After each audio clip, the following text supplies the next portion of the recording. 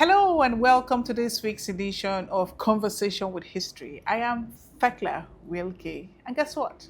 We are in Lagos. And we're not just in Lagos going around the city, but we're particularly interested in one personality whose history aligns with the history of Lagos on many fronts. She's a woman. She is the Erelu Kuti, the fourth of Lagos. And of course, there's so many other titles that she has.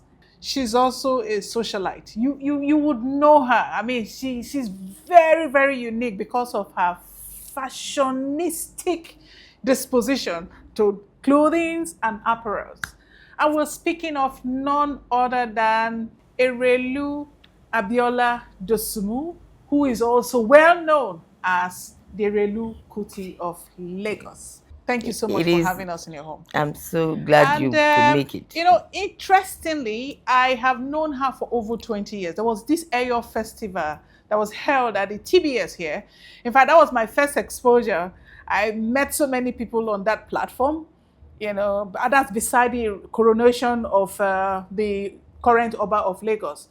There were so many other activities that I have witnessed in Lagos. And that makes me what now? Please, I need a crown. What is she going to give me? You're already a Lagosian and a princess of Lagos. Oh, I am not a princess of Lagos. Courtesy of our Erelu Kuti of Lagos. It's such an honor. And in fact, when I flick back, you know, back in time, that's talking about over 20 years when I covered the Eyo festival back then.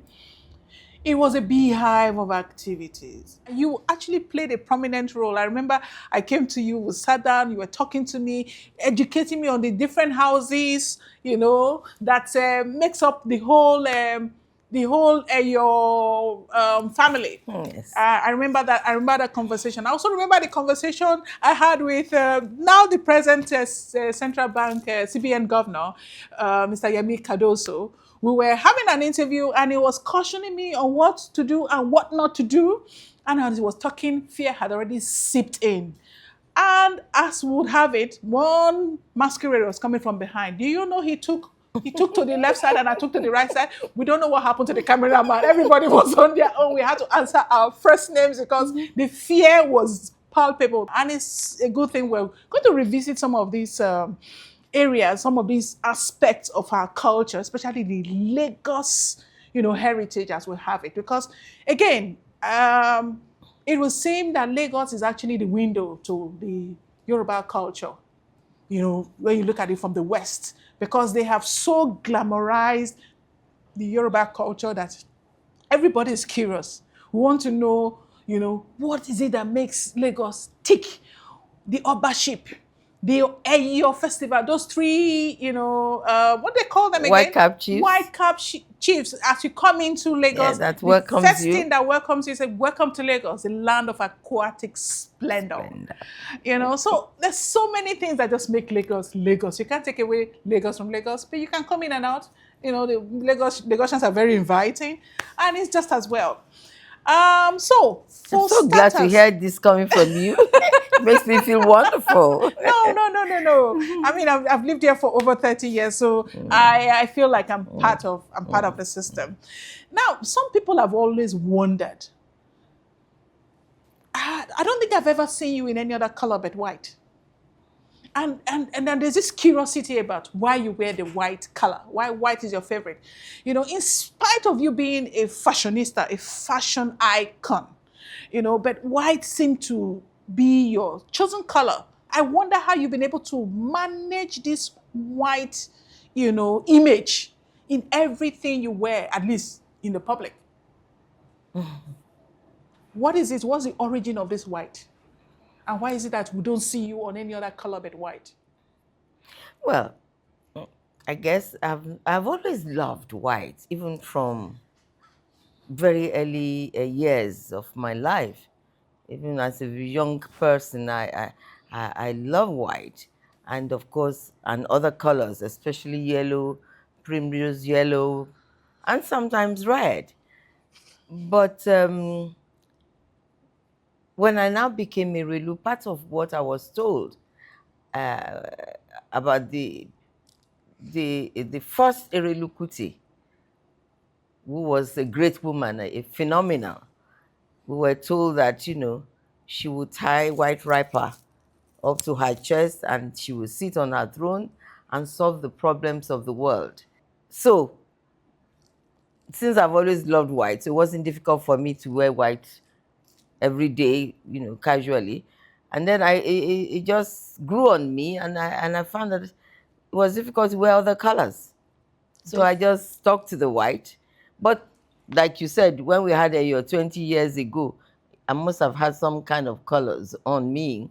Or coronation of a king, I can wear anything. In fact, the current king, I think I had red with big coral as a gown and other. So I could wear. But white is so peculiar. It grows on you, and once you're used to it, it becomes a second nature. So at what time did it really stick with you? Well, I can tell you at least almost 50 years. 50 In fact, golden over. years. 50 golden Yes, years. yes. I Wow.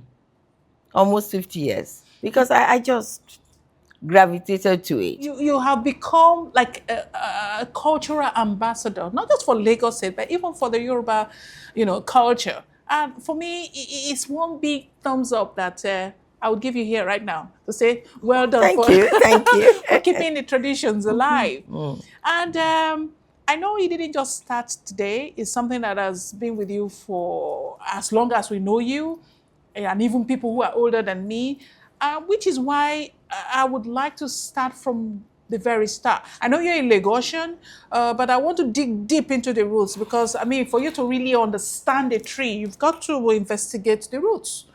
And this is one aspect I would like for us to touch on before we go into very, very more intense, conversations as a program rolls by. Well, right from the beginning, where is the beginning? I was born. To my father, my mother. My mother is the princess of Egbalake in the kingdom of Egbaland.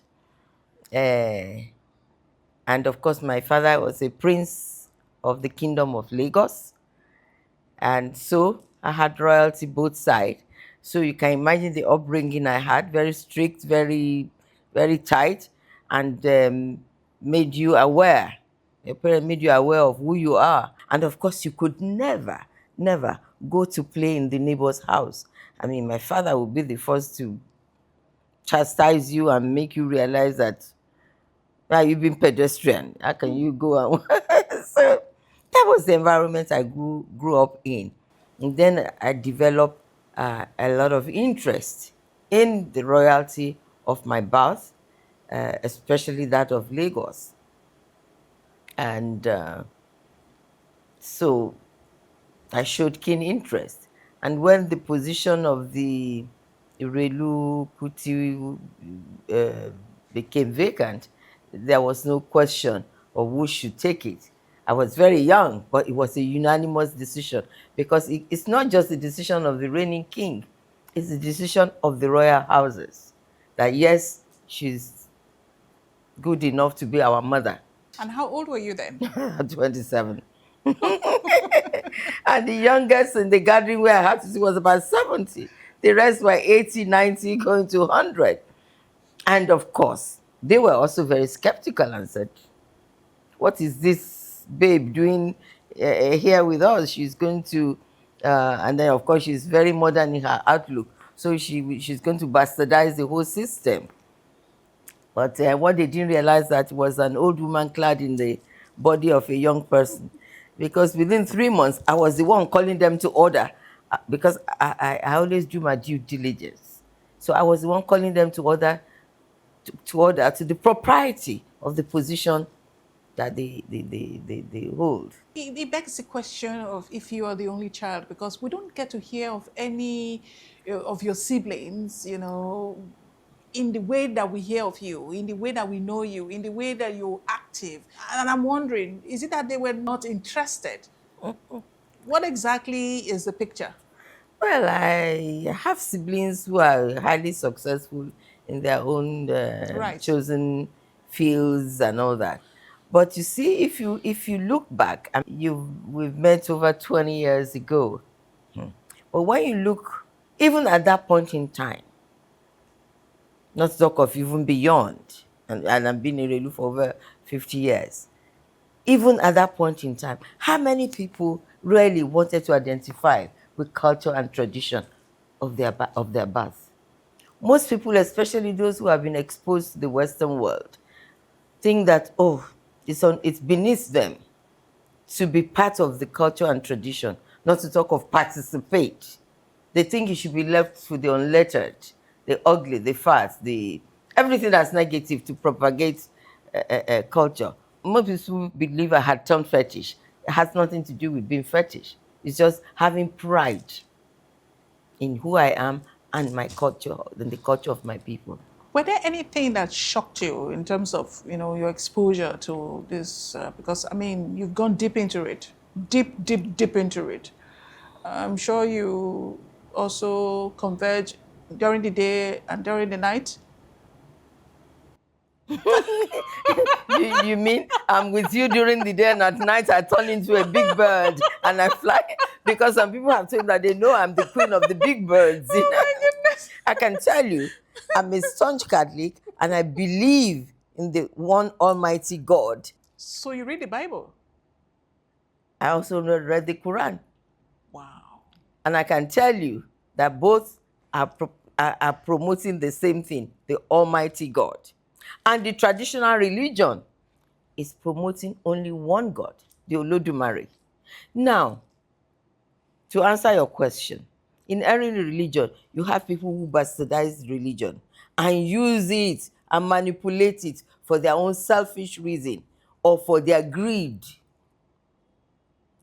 Some will tell you instant success or gratification. You have the Babalawo too who will try and say use the agriculture upside down.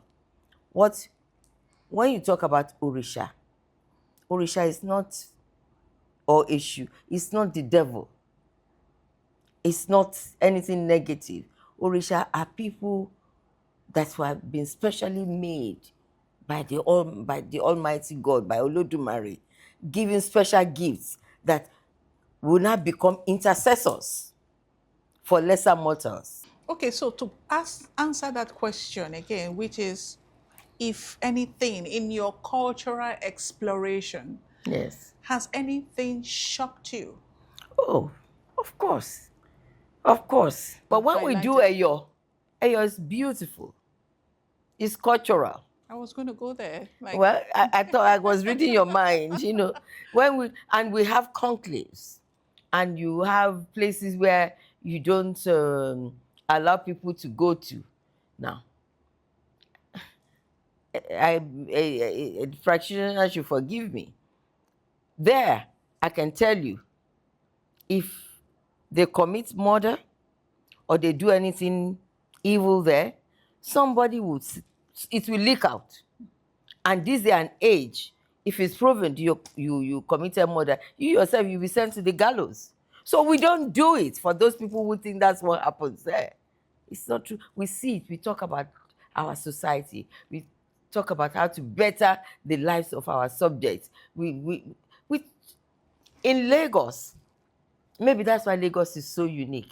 We have a conclave that is the seat of government, the traditional seat of government of the Kingdom of Lagos, and it has been in existence long before the colonialists came. And we have had it in place for centuries. Record at least 800 years. First of all, you know the Eyo. In fact, the first Eyo was held by Erelu Kuti to bury her mother. Don't forget that the origin Eyo, you either use it to celebrate life or to say farewell to the departed. So we have to now, and you cannot do an Eyo without a body.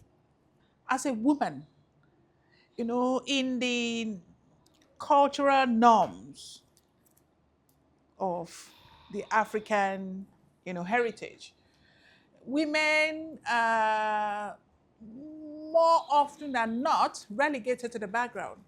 And I'm asking how you've been able to weather the storm, to be able to gain traction in the traditional environment as we have it today as the Erelu, because you're a voice.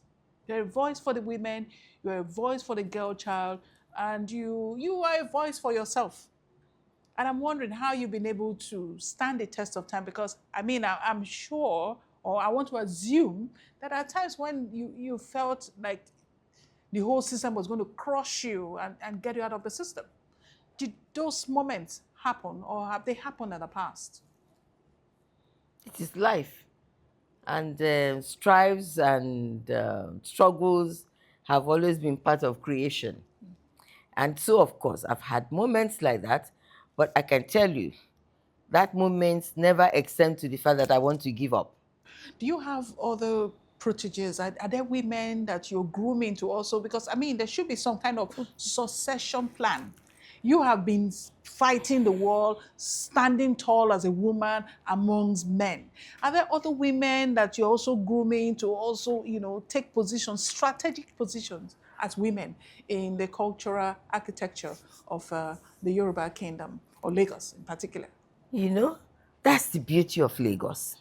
Lagos is a beautiful, unique, special creation of the Almighty. Even with that, I have people that I groom and mentor, my foundation.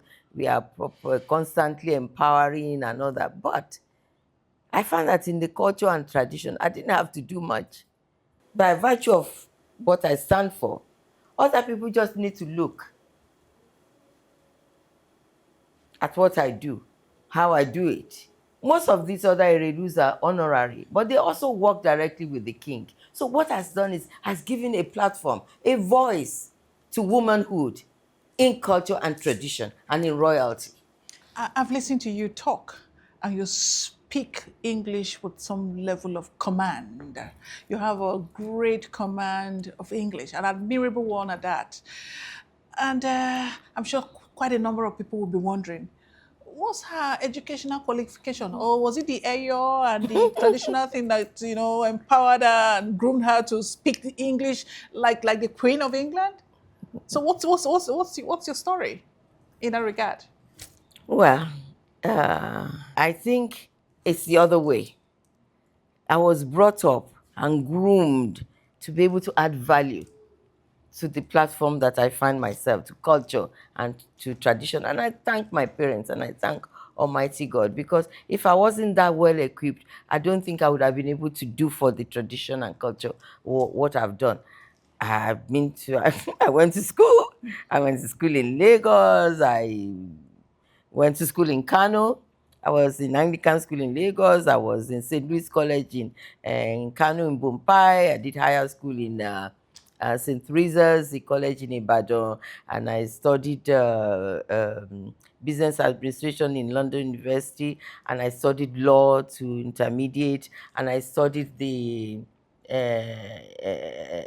interior design and appreciation of the art at the Inchworth School of Culture in England. I went to Chelsea School of Art, London School. So I've groomed myself and I've equipped myself with a lot. And then, of course, I've been in business in the private sector, a pioneer in the oil industry in Nigeria. I've worked in crude, I've done sales, and I've been able to even raise funds for Nigeria, $1.25 billion, when we were trying to reject IMF loan during the General Babangida's era. So I've done all of these things and I've been able to, thank God, been successful. And I was able to put all of this together, including my resources, to be able to push the culture and tradition. You came into my consciousness with the name Fernandez. Yes. And that happens to be your second husband. Yes. It would be nice to also know, just tell us about your growing up days as a young girl, how you found love, you fell in love, you had babies, and first and second husband. I would like to, and I'm sure quite a number of people are interested in knowing you in that way, because I know it will be colorful Yeah. as you are, yes. When I got married to my first husband, he died over He died in 72. So that's over 50 years ago. The marriage was for about 3, 4 years. He was in the military, and he was going back from Lagos to base and had a road accident and died. And at that time, I already had 2 children. One was about 2 years, and the other one was just going to 1 year. And so that's the beginning of married life for me. Having to cope with 2 babies and uh, but prior to that, of course, it was a marriage with fanfare, 2 young people in love. In fact, at that time, my husband was more like a brother, because also, in Lagos, we try to marry family friends and close How did you meet relations. him? And why did you settle for a military man? I didn't even know him to be a military man. I was we met in the we met in the train. He was in our cabin till we went to Lagos, and he was singing a traditional song that they sing from their own kingdom. He's also from Lagos, but he's from Ijora. That's the mainland. That's where the first Yoruba settled in, and they have a great festival there too. So he was singing this festival song, and there is one particular song that is in praise of the princess. So of course he was now singing in praise of the princess Omobani Shayi, and of course I was so young and so naive, he didn't. But it was later he was saying, but that song was actually meant for me, although my older sister was his friend. But that was his first time of meeting, so he was singing all these songs. And of course, I love anything traditional, so I was so open eye and so attentive, listening to the song almost, with his friends. That was our first meeting, and I never forgot that. And the next time I met him was somebody was when he drove came to our house, to my father's house. To tell you the truth, after that, I don't even know what happened. I think the matter just came out of our hands, and it was between our fathers, and Did you meet your husband in a train too, Fernandez, or where did you meet him? oh, that one was another story for another day. Uh, eh, that one too was it was. We also met by chance. It wasn't in a train. It was in a friend's.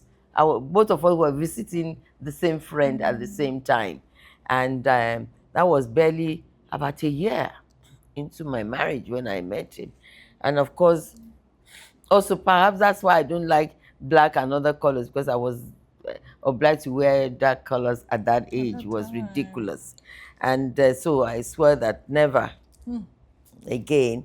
And so when we met, I think he noticed that so he was asking our mutual friend, what's wrong with this young lady? Why does she look so sad and wearing Black the dark color. something like this? And that one was, I just caught by the corner of my eye. That one saying, do you know her husband? That so that was when I met him, and he was older than I am, much more matured, and he knew what he wanted.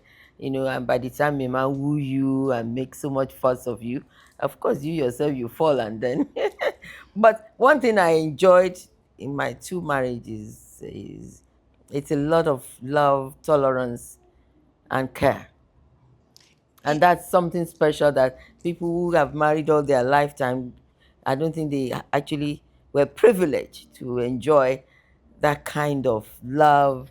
People who met us, as soon as they meet us, they just say, wow, look at these 2 people, we wish you luck, God bless you. To think that, it ended, it beats my imagination. What would have happened? What caused it? Well, I don't know whether it ended really. We had we had a rift, yes, because towards the end,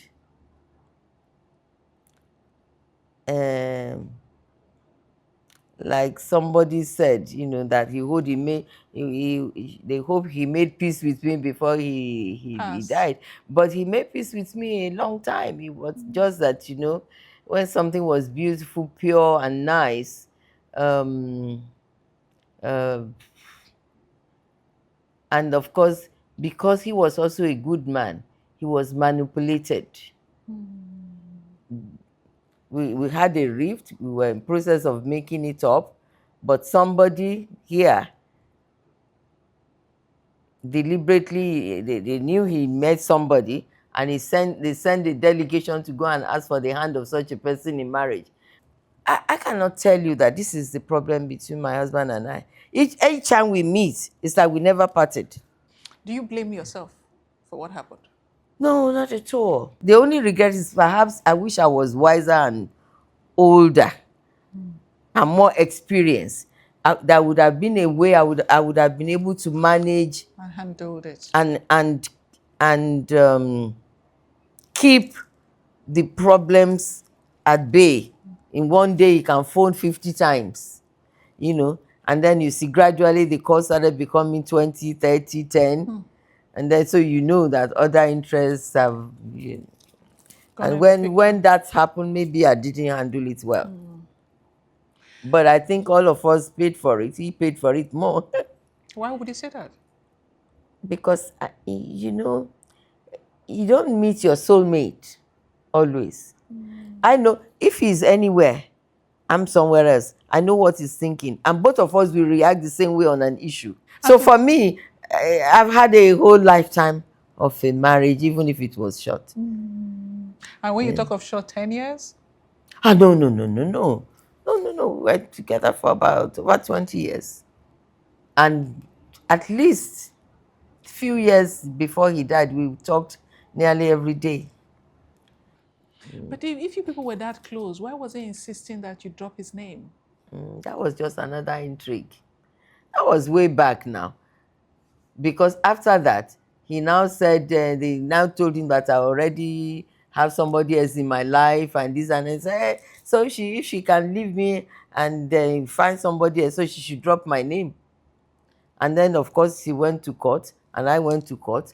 But you see, people say they said I should drop his name. They forget that actually that we now settled out of court.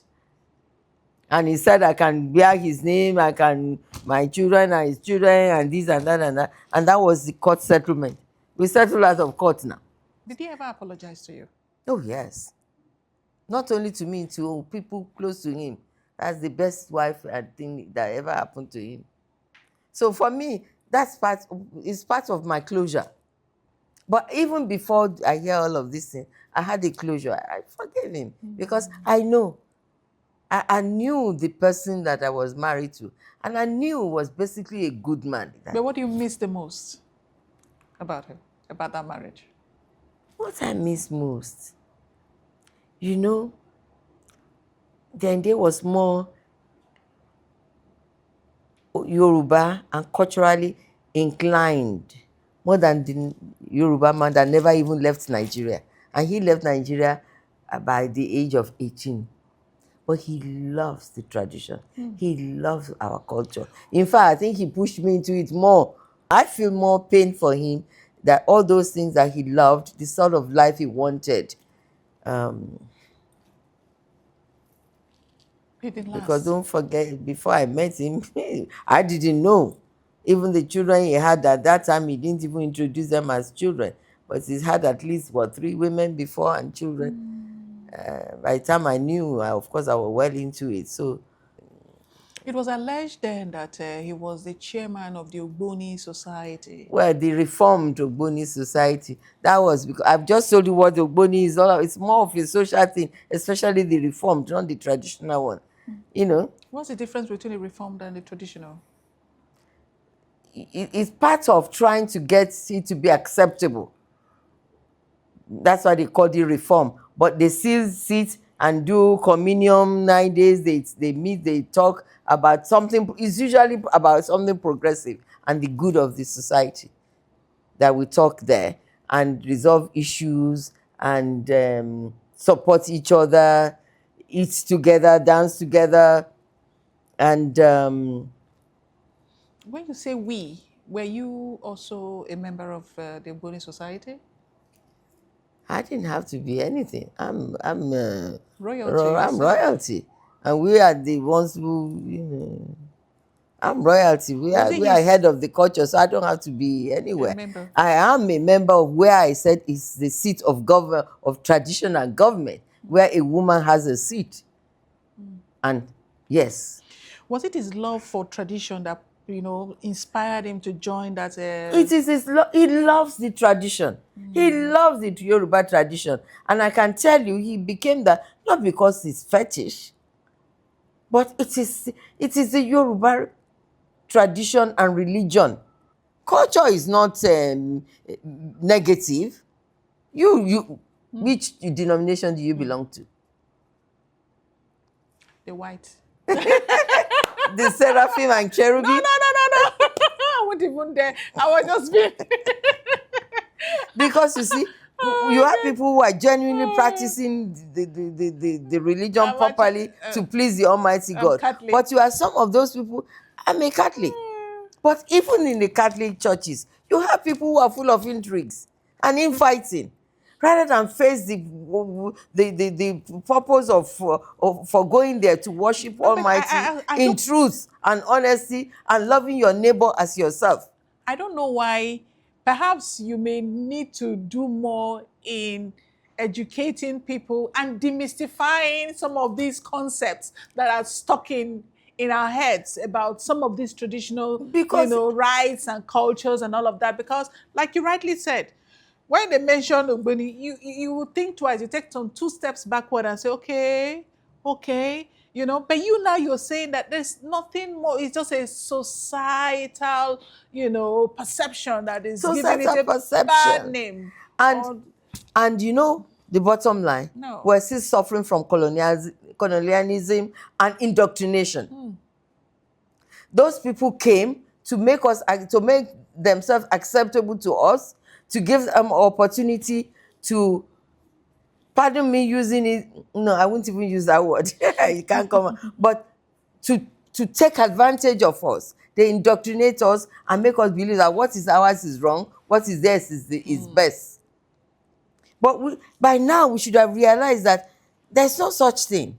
All of this was effort to subjugate us and take away and cut away our treasures, which they are trying to do again.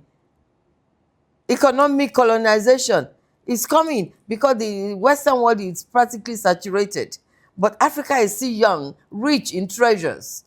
This is the next destination. Did you encourage him, or you met him before or after he joined the society? I think when he came to live here, you see, when we got married and he lived here, and a successful person and one of them, everybody will come to ask for one support or the other. And of course, you form relationships, not because he deliberately went to join any group. Everybody comes to him. Like today now, you have Abajebu. Which group doesn't go to him for one kind Or the of other. support or the other? Speaking of influence, there's this question I'd like to ask. Over time, you've always been in the media. You've loved the media, and the media loves you too for many reasons. But you see, that's the thing. So talk about the media. Don't talk about me. I don't mind. I want to go out, sit quietly where the event that I go to. But they will come to me and I say, you people, you never leave me alone and you keep talking about me. And they say, hey, you are a friend, you are a mother. Not because I love them. Are you saying you don't love me? Please. But you are a nice person. But maybe that's what it is. A lot of media people I meet are very nice. They are jovial, they are happy. So I oblige. And speaking of the media coverage and the exposure that you've had, There was a one- time they were relentless in haunting me. Oh my goodness. People say, ask me to tomorrow, how did you survive it? I said, Exactly. I survived it because I knew the truth. I know myself. I knew the truth. So if they decide to say whatever they want to say, it means nothing to me. If what they are saying is the truth, then of course I'll feel bad. Which one of the things they said really hurt you and really disappointed you the most? Quite a bit. The relentless way they kept talking about Chief Fernandez and myself, I think was unnecessary and wicked. Do you regret marrying him? No, not at all. Of course not. Have a beautiful, I have beautiful memories. I have beautiful family. You know, another one too that that was also there in the media for so long, and sometimes it still rears its head. It's that of your relationship with David Wet with with Nike Oshinowo. what did they say is my relationship with Nick Elshino? Are you saying you never read anything about that? No, that she's my daughter. She's your daughter. You carry her around. What exactly is the relationship with you and her? I hope they didn't think we were lesbians. Oh, No, because I'm trying to be. I hope that's not what. So what was it? I think Because she was more of a daughter to me. they've always wondered why, for a very long time, anywhere you go, she's around you, she goes around. But after some time, you seem, I have a lot of young people but she was consistent. She was a because consistent. Nike was like a daughter to me. And because her mother wasn't around, I think she saw my life because she was close to.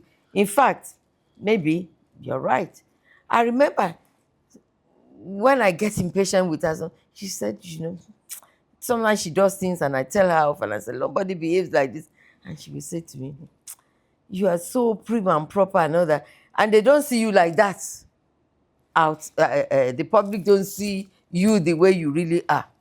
I remember there was one article, not just one, Yes. several Yes. at that period, Yes. where they said you were pimping ladies around.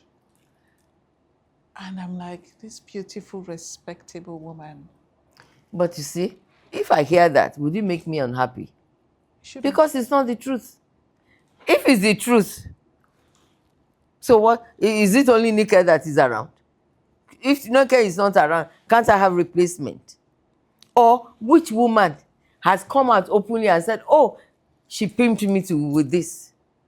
It will come out now. Things like that don't disappear. Because there'll be beneficiaries around who will now come. Some who would have had bad experience or so, they will talk about it. I'm Lagos. I'm from Lagos. I was brought up here. This is my home. This is where I must always remember the child of whom I am. I don't come to Lagos, misbehave, and run back to my village and behave like a prim and proper. This is all I am. This is my reality. Nika is not around me anymore because by the time I finished with Nika, she realized that she cannot continue to live her life as Miss Nigeria, as much. She needs to settle down. She wanted to have children. She wanted to do, and she did something about it. Got children, made a home, settled abroad to be able to give those children good education so they will be there for her. She's better off than most of them. She could have been in Lagos still running around, throwing her boobs and her makeup all over the place. Coming close to me, reformed her and made her into an amazing young lady that she is today, and a mother. The time she was having a problem with her marriage, was there anything you did to at least save the marriage at that time? I mean, given your experience, you talked about in hindsight, When you there are say things you would have done marriage, differently. left to me, it's something she wanted to do. But that relationship has a wife, well entrenched in the home with children, and you decide to marry somebody who is already living with his wife and his home. You can't, unless you want to go and stay in the same home. But you marry somebody, he is somewhere, you are somewhere. What's that? I don't believe in that. But if she wanted to do it, that was her choice. I can only say I don't believe in it. But if that's what she wants, Did you I tell give her? her support. Of Did you course. tell her? You expressed it. Oh, I don't deceive people. Anyone who knows me, I will tell you the way it is. I didn't think it's an ideal situation. But maybe she's seeing what I cannot see. And when it didn't work, she wouldn't come and lament to me. And I don't know what you know, but I know that the person she married till tomorrow respects and cares about her. He didn't opt out of the relationship, but she came to the realization of what I said to her at the beginning.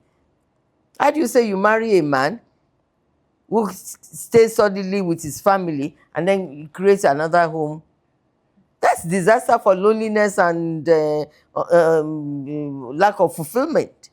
And had that helped her to make a decision before it's too late? Now she has two beautiful children and she's made a home for them. And if along the line, God is kind, she will find somebody of the same like mind, and but a home that is not for me, I didn't even think that that home was shaky or had any Cause for concern. cause for concern or separation or anything. I like the way you're talking, right? I like the way you're talking.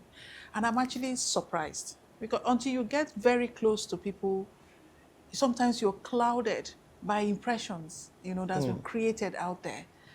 And this is a good opportunity we're having this conversation because there's so many points you have put there, so many things you have said now that we correct some of the impressions that some people may have formed over the years about you. Now, looking at the society as we have it today, we have a lot of young girls who I don't even know how to describe what we have today. Our reality today, fly in the face of what we used to have back then. Yes, some have adduced it to, poor parental upbringing and nurturing and all of that. Others have said, well, it's infiltration of westernization. Others have said, well, society evolved and all kinds of things, come in between. In your own opinion, seeing the young ones as they are today, how do we begin to re-engineer their minds? Because you are an ambassador of culture. We had our way of life, and what we have now isn't a representation of our way of life. How do we begin to rewrite, the philosophy that we guide and bind on the minds of the young ones who seem to be going astray? That's $1 million question. I ponder on this myself, and I wish I have the answer. It's very tragic, it's very sad. A program called National Pride, I think it's the way we can begin to tap the orientation of our people and brainwash it back to good. We've allowed ourselves to be corrupted so badly that there must be some way of reorienting ourselves back to being good, to good behavior, and to what is normal and what is abnormal. If the colonialists could succeed, and they've left how many years, and we're still smarting under that colonization, then we should make effort to recolonize ourselves for good, for appreciation of what is right and what is wrong, and appreciating who we are and our culture and our norms and our decency and our way of life. We need to reorientate ourselves back to what is good. And we cannot do it by just talking. We have to be seen doing it, constantly drumming it. Like when you wake up today, there must be a jingle. Okay, when you go out today, what are you going to do? Are you going to respect the turf of the other person? Are you going to mess up the road and then cause pollution? Are you even just blaring the horn of your car? Are you going to be patient?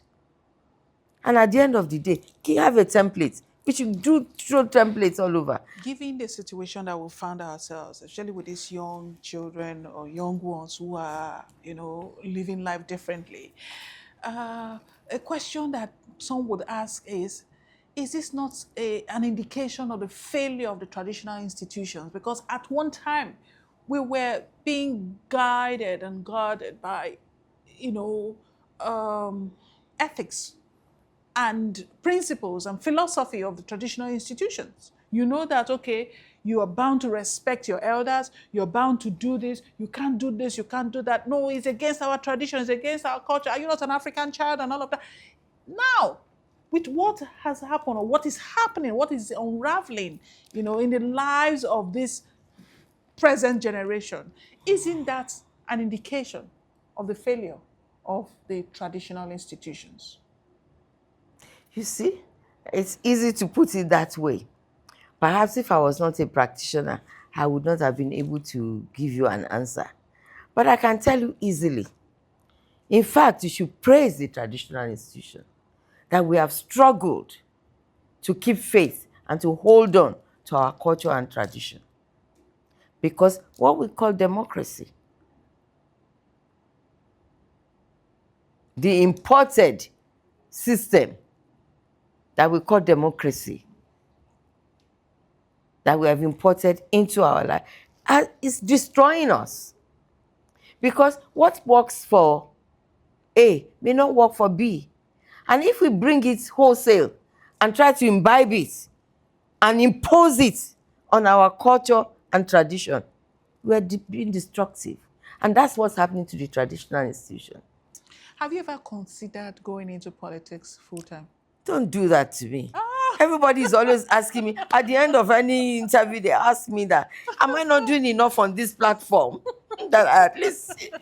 Speaking of traditions, I have noticed, I've observed that you seem to have a very interesting relationship with the Oni of Ife. Yes, because I am the Yeye Odua of the source. I'm the mother of the crown heads of the Yoruba race. And of course, mother of the father of the Yoruba race, which the Oni stands for. He's the head of all the crown heads of the Yoruba race. And I'm his mother. So that, I hope, gives me the platform to have a special relationship with him. And plus, he's also a good king.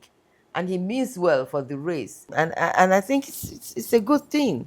Do you have a similar relationship with the Oba of Lagos? I used to have. And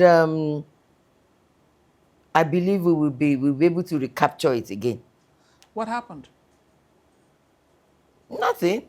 I mean, when you have a transition, with his predecessor, I was there with him for a long time. And once there's a change, a new person wants to assert himself, and perhaps with a different lifestyle.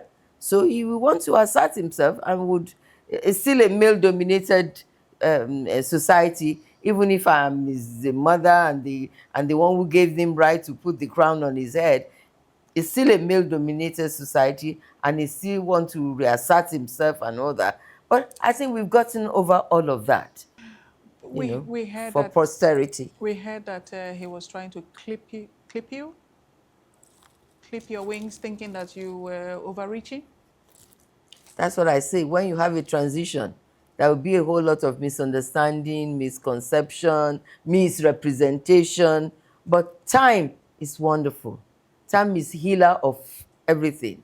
There'll be interference. And since he was a newcomer, he still has to learn the ropes and things on the throne. So a newcomer for how many years? Over 2 at that time, when the rift started. But with time, things have improved over the years. And I can tell you that, in fact, we are enjoying cordial relationship.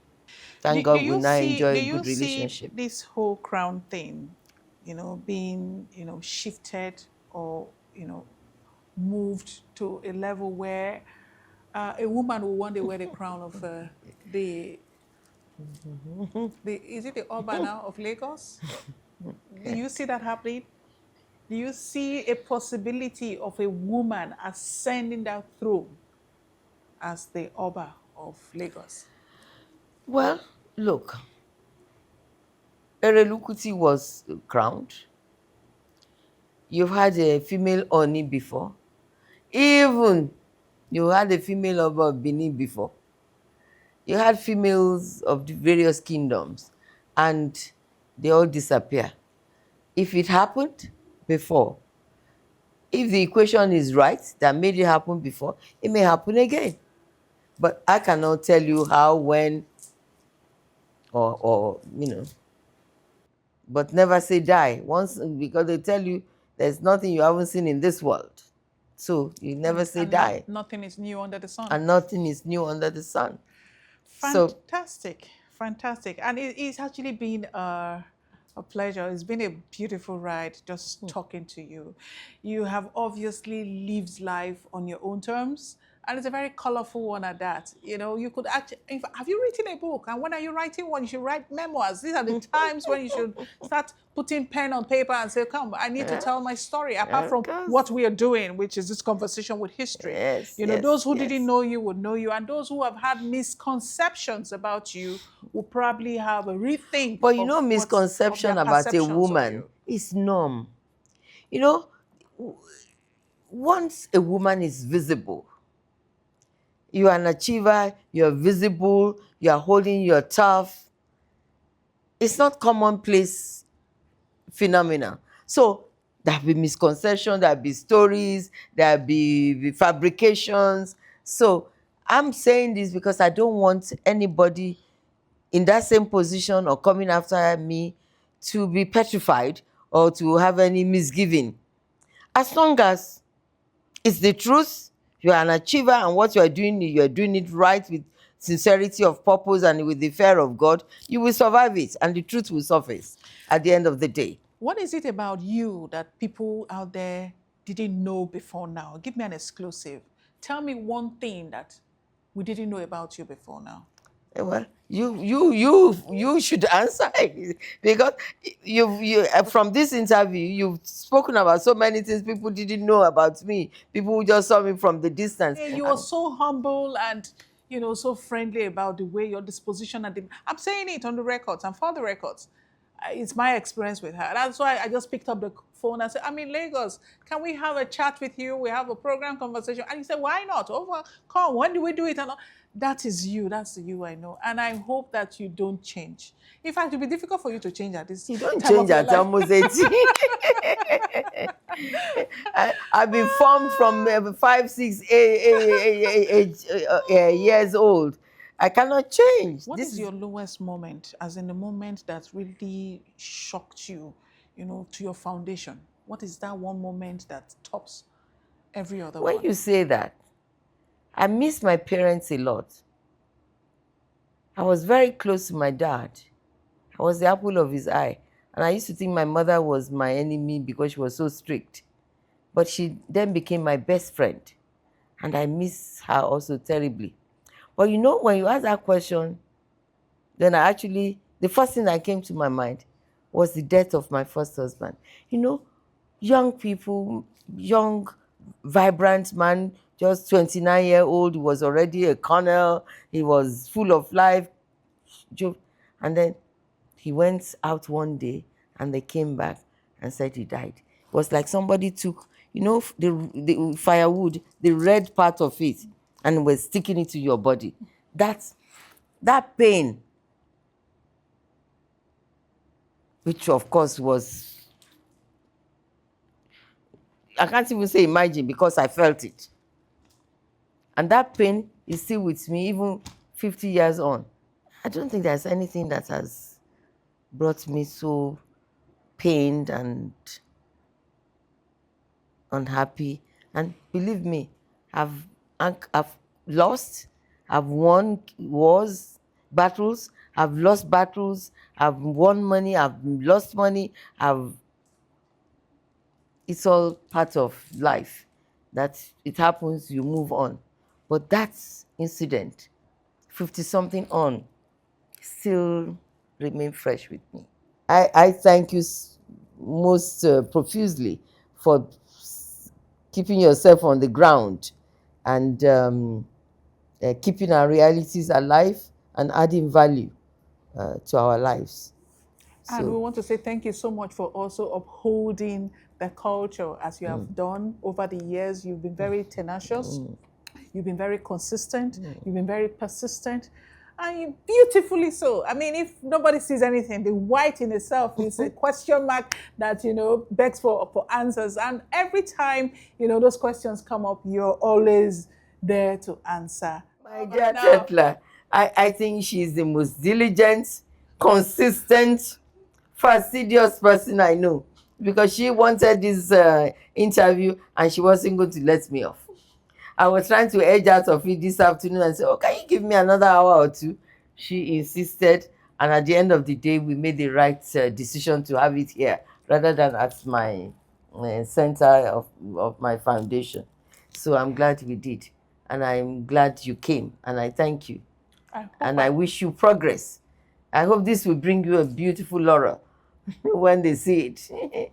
And promotion. you're already giving me a princess, the name of a princess. I'm a princess of Of Lagos. Lagos. So Hey, it's on record. a title given to you by the Erelu Kuti of Lagos. Can you beat that? I can have my own title holders too. So on that note, I want to say thank you for being part of Conversation with History with Her Royal Highness Erelu Kuti of Lagos. It's been an honor to, spend this time with her. She has enriched my course in terms of cultural knowledge, and I hope she's done likewise. Until next time when we come up with another guest, I am Thekla Wilkie, and like I'd always say, be kind to one another and stay well.